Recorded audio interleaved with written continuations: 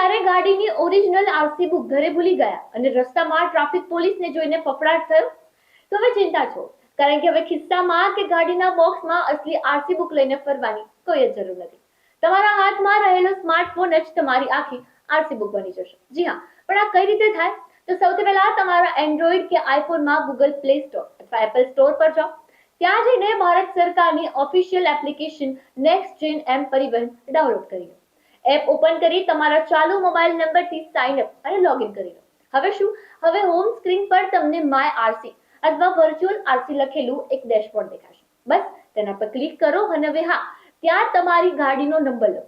સુરક્ષા માટે તમારી ગાડીના ચેસિસ નંબર અને એન્જિન નંબરના છેલ્લા 5 અંકો ટાઈપ કરો.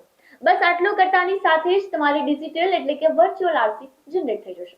હવે જ્યારે પર રસ્તા પર ટ્રાફિક પોલીસ તમને રોકે અને ચેકિંગ કરે ત્યારે તમારે કોઈ જ કાગળિયા શોધવાની બિલકુલ જરૂર નથી. બસ આ એપ ખોલીને આ વર્ચ્યુઅલ આરસી બતાવી દો, જે કાયદાકીય રીતે સંપૂર્ણ માન્ય છે. પણ હા, એક ખાસ પ્રોટીપ: જો તમારી અસલ ફિઝિકલ સ્માર્ટ કાર્ડ વાળી આરસી બુક ક્યાંક ખોવાઈ ગઈ હોય અને તમારે નવી ડુપ્લિકેટ આરસી ઘરે મંગાવી હોય તો તમારે ક્યાંય ધક્કા ખાવાની કોઈ જરૂર નથી. સરકારી વેબસાઇટ પરિવહન સેવા પર જાઓ અને ઓનલાઈન ઇશ્યુ ઓફ આરસી માટે અરજી કરી દો. બહુ જ મામૂલી સરકારી ફી ભર્યા પછી આરટીઓ સીધી નવી smart card RC book speed પોસ્ટથી તમારા ઘરે મોકલી આપશે. છે ને જોરદાર માહિતી? તો આ કામનો વિડીયો તમને જરૂરી લાગ્યો હોય તો તમારા બધા જ મિત્રો અને ફેમિલી ગ્રુપમાં અત્યારે શેર કરો કે જેથી કોઈએ ટ્રાફિક પોલીસ સામે ક્યારે હેરાન ના થવું પડે.